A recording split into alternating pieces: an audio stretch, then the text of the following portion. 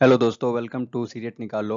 आज हम पढ़ेंगे जिन पियाजे के बारे में। वही जिन पियाजे जिन्होंने कहा कि एक छोटा बच्चा पहले बिल्ली को कुत्ता क्यों बोल देता है और कैसे धीरे धीरे उनकी सोच डेवलप होती है। इन्हीं सवालों का जवाब देते हैं जिन पियाजे का कॉग्निटिव डेवलपमेंट थ्योरी। आज हम सीटेट एग्जाम के लिए जिन पियाजे का बिल्कुल एग्जाम ओरिएंटेड तरीके से समझेंगे। दोस्तों, जिन पियाजे जिनका जन्म 1896 में स्विट्जरलैंड में हुआ था। पहले तो ये बायोलॉजिस्ट थे, बाद में इन्होंने बच्चों के मानसिक विकास का अध्ययन करना शुरू किया था। इनको जेनेटिक एपिस्टोमोलॉजी का जनक भी कहा जाता है। जेनेटिक एपिस्टोमोलॉजी एक बड़ा वर्ड है। इसका मतलब हम सबसे पहले समझते हैं। इसका मतलब ये होता है कि ये बच्चों की यह खोजना कि बच्चा बचपन से वयस्क होने तक ज्ञान को कैसे प्राप्त और विकसित करता है। इनका अगर मुख्य विचारधारा देखें तो उग्र रचनावादी। पियाजे का मानना था कि ज्ञान रेडीमेड नहीं होता है, बच्चे अपने ज्ञान का निर्माण सक्रिय रूप से खुद करते हैं। ऐसा नहीं होता है कि बच्चे के माइंड में लिमिटेड ज्ञान है, वो मतलब जो है फिक्स है, ऐसा नहीं होता है। बच्चे जो है एक्टिवली कंस्ट्रक्ट करके सक्रिय रूप से खुद ज्ञान का निर्माण करते हैं। उन्हें कोई ज़बरदस्ती नहीं सिखा सकता। लिटिल साइंटिस्ट, इन्होंने बच्चों को क्या कहा? नन्हे वैज्ञानिक कहा, जो बाहरी दुनिया के साथ अंतःक्रिया इंटरेक्ट करते हुए प्रयोग करते हैं और अपने सिद्धांतों की रचना खुद करते हैं। ऐसा नहीं होता कि हम उसके माइंड में कुछ फिक्स कर दिए तो बस वो उसके माइंड में फिक्स हो गया रेडीमेड की तरह। ऐसा कुछ भी नहीं होता। वो खुद कंस्ट्रक्ट करके जो है बच्चे अपने माइंड को डेवलप करते हैं। इनका जो मुख्य सिद्धांत था दोस्तों, वो था पहला था एस्कीमा। दिमाग में स्टोर ज्ञान के छोटे पैकेट या मानसिक संरचना। जैसे अगर हम देखें, कोई बच्चा कुत्ते को देखता है और वो माइंड में एक स्ट्रक्चर बना लिया कि इस तरह का जो कुत्ता होता है, साइज में उससे छोटा आ जाए। बिल्ली बिल्ली को 10 मिनट बाद या कुछ देर बाद देखेगा तो उसके माइंड में जो ऐसा रिएक्ट करेगा कि वो कुत्ता ही है, क्योंकि अभी माइंड डेवलप हो नहीं पाया इतना कि वो समझ पाए कि बिल्ली और कुत्ता में डिफरेंस क्या है। लेकिन वो एस्कीमा की वजह से माइंड में उस स्ट्रक्चर ऐसा बन चुका है कि कुत्ते को देख के भी बच्चा बिल्ली ही कहेगा। सेकंड नंबर पे है एसिमिलेशन, आत्मीकरण। नई जानकारी को पुरानी एस्कीमा में फिट करना। बच्चा बिल्ली को भी कुत्ता समझ लेता है। यानी इसका मतलब यही हुआ कि बच्चा बिल्ली को अपने माइंड में एसिमिलेशन कर चुका है, माइंड में फिट कर चुका है। अब उस स्ट्रक्चर का कुत्ता आ गया तो उसको भी बिल्ली कहने लगेगा। थर्ड नंबर एकोमोडेशन, समायोजन, पुराने स्कीमा में बदलाव करना। अब बच्चा जब समझने लगा कि बिल्ली और कुत्ता दोनों डिफरेंस है, तो अब बच्चा जो है डिफ्रेंशिएट करने लगेगा कि बिल्ली अलग है, कुत्ता अलग है। इक्विलिब्रेशन, संतुलन, एसिमिलेशन और एकोमोडेशन के बीच संतुलन। जब एसिमिलेशन और एकोमोडेशन, आत्मीकरण और समायोजन के बीच संतुलन बनने लगता है, उसको कहते हैं संतुलन, इक्विलिब्रेशन। जो सबसे मोस्ट इम्पोर्टेंट है दोस्तों, वो है पियाजे का 4 चरण। 4 चरण जो दिया है पियाजे ने, ये सबसे इम्पोर्टेंट है। सबसे पहले नंबर पे है सेंसोरी मोटर, संवेदी पेशी अवस्था। इस अवस्था का एज है 0 से 2 वर्ष। जब बच्चा, नवजात बच्चा होने के बाद 2 वर्ष तक, उसको कहते हैं संवेदी पेशी अवस्था। इस अवस्था में बच्चा इंद्रियां ही शिक्षक है। बच्चा अपने आँख, नाक, कान और त्वचा के माध्यम से सीखता है। ऑब्जेक्ट परमानेंस, वस्तु अस्थायित्व, यह समझना कि वस्तुएं सामने न होने पर भी दुनिया में मौजूद रहती है। ये कब होता है? 8-9 महीने में आ जाता है। 8 से 9 महीने के बाद पहले तो स्टार्ट में अगर उसके मम्मी पापा बच्चे के सामने से चले जाते हैं तो रोने लगता है, लेकिन बाद में जब आने लगते हैं वो सामने, तब उनको एहसास होता है 8 से 9 महीना के बाद कि ये दुनिया में ही अवेलेबल है। ऐसा नहीं है कि ये गायब हो गए, ख़त्म हो गए हमेशा के लिए। जैसे पहले आप छोटे छोटे बच्चों को देखेंगे कि जब उसके सामने से उसके चाहने वाले चले जाते हैं तो ऐसे रोने लगते हैं वो, क्योंकि उनको पता नहीं होता कि बाद में आएंगे या नहीं आएंगे। लेकिन वही एज होने के बाद, 8 से 9 महीने के बाद, जब बच्चे के अंदर ये माइंड में आ जाता है कि अब ये दुनिया में मौजूद ही रहेंगे, ऐसा नहीं है कि गायब हो जाएंगे। गोल डायरेक्टेड बिहेवियर, लक्ष्य निर्देशित व्यवहार, किसी खास उद्देश्य के लिए काम करना, जैसे खिलौने पकड़ने के लिए हाथ बढ़ाना, ये सब 0 से 2 वर्ष के बीच में आ जाता है सारा। खिलौना को देख के या कुछ बच्चे अपने मम्मी पापा को देख के हाथ पकड़ना, ये सब 0 से 2 वर्ष में डेवलप हो जाता है। इसी को कहते हैं sensory motor stage. Second stage है प्री ऑपरेशनल स्टेज, पूर्व संक्रियात्मक, जिनका अगर एज देखें हम तो 2 से 7 वर्ष के बीच में इस अवस्था को कहा जाता है। इसमें क्या होता है? एनिमिज्म, जीववाद, निर्जीव चीज़ों जैसे गुड़िया, टेडी बियर को सजीव समझना और सोचना कि उन्हें भी दर्द होता है। आप लोग बच्चे को देखेंगे, अगर कोई सामान उसका फेवरेट है, उसको आप तोड़ देंगे या फेंक देंगे तो वो रोने लगेगा। उसको ऐसा लगता है कि ये नॉन लिविंग थिंग है, इसमें भी जान है। ये होता है जीववाद। उसके बाद है ईगोसेंट्रिज्म, अहंकेंद्रित, दूसरों का नजरिया ना समझ पाना। बच्चा सोचता है कि जैसा वो देखता या महसूस करता है पूरा दुनिया भी वैसी ही है। इरिवर्सिबिलिटी अनुतरकमनीयता, विचारों को पलट ना पाना। जैसे बच्चा जानता है कि 3 + 2 5 होता है, लेकिन 5 - 2 = 3, इसमें उलझ जाता है। वो बच्चा जो है सोच नहीं पाता विचारों को पलटते हुए। सेंट्रेशन, केंद्रीयकरण, किसी भी चीज या परिस्थिति की केवल एक ही विशेषता पर ध्यान देना और बाकी को नजरअंदाज कर देना। जैसे अगर कोई बच्चा चाकू से लेके खेलने लगा, अब उसको तो पता है कि ये मेरे पास सामान है, लेकिन वो बच्चा ये नहीं समझ पाएगा कि उस चाकू से हाथ कट सकता है, उंगली कट सकती है। इस बात को वो नज़रअंदाज हो जाता है, उससे वो समझ नहीं पाता है।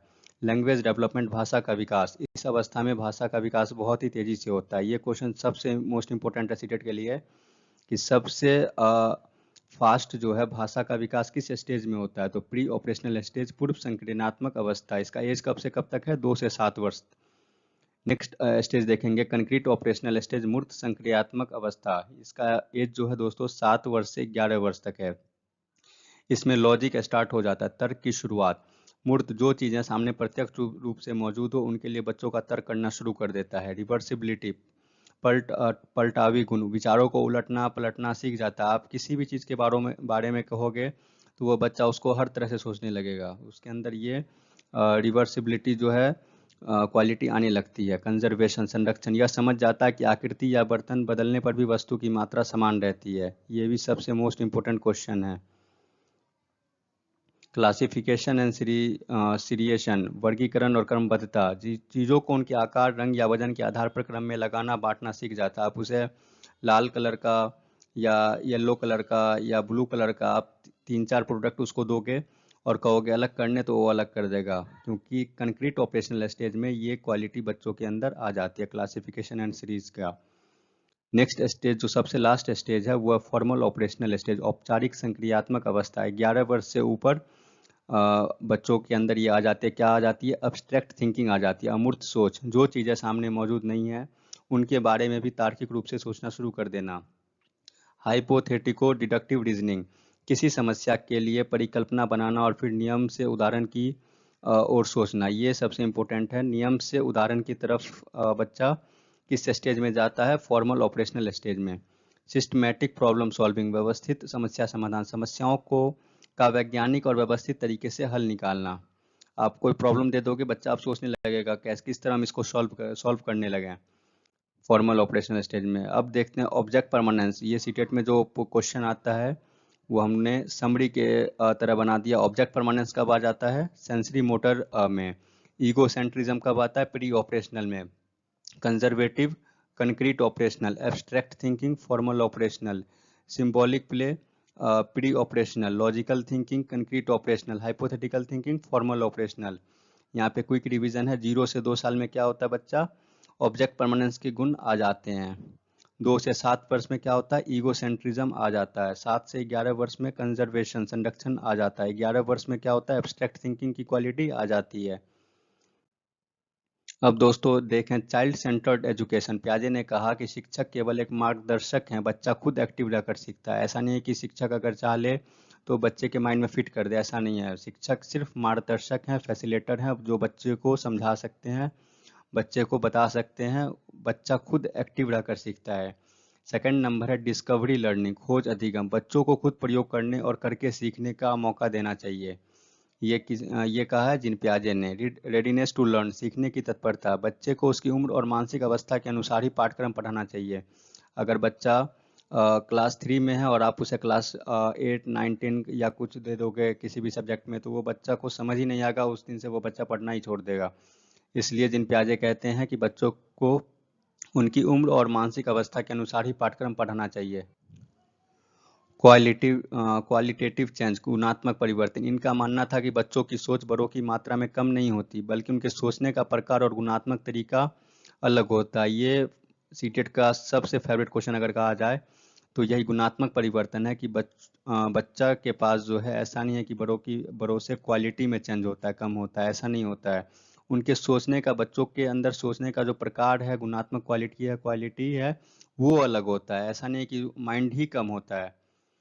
पियाजे क्या नहीं मानते थे? रोट लर्निंग को नहीं मानते थे, टीचर सेंटर्ड लर्निंग को नहीं मानते थे, केवल व्याख्यान। ऐसा नहीं है कि टीचर आ गया और एक्सप्लेन कर दिया किसी भी टॉपिक को, बच्चा सीख गया, ऐसा नहीं है। पियाजे इस चीज़ को नहीं मानते थे। आप बस फैसिलिटेटर हैं, आप बच्चों को समझाइए, बच्चा खुद एक्टिव होकर सीखेगा। अब दोस्तों इस पे हम क्वेश्चन देखते हैं और मुझे उम्मीद है कि आप लोग सारे क्वेश्चन सॉल्व कर देंगे। क्वेश्चन नंबर 1 है, जीन पियाजे किस क्षेत्र में अपने योगदान के लिए प्रसिद्ध हैं?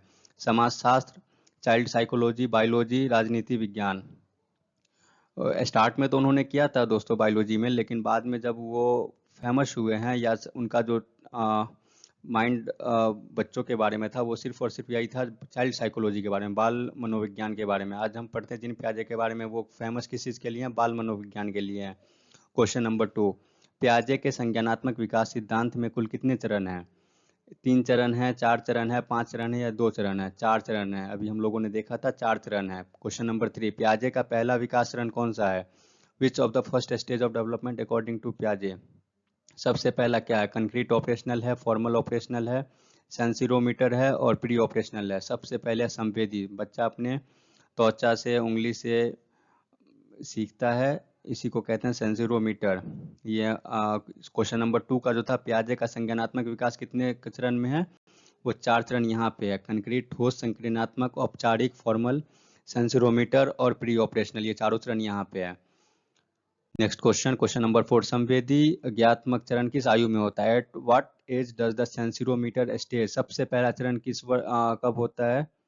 ये भी 2 टाइम आ गया है। जन्म से लेकर 2 वर्ष तक, बच्चा जब जन्म से लेकर 2 वर्ष तक होता है उसको कहते हैं सेंसिरोमोटर स्टेज। नेक्स्ट क्वेश्चन नंबर 5, वस्तु स्थायित्व की अवधारणा किस चरण में विकसित होती है? In which stage does the concept of object permanence develop?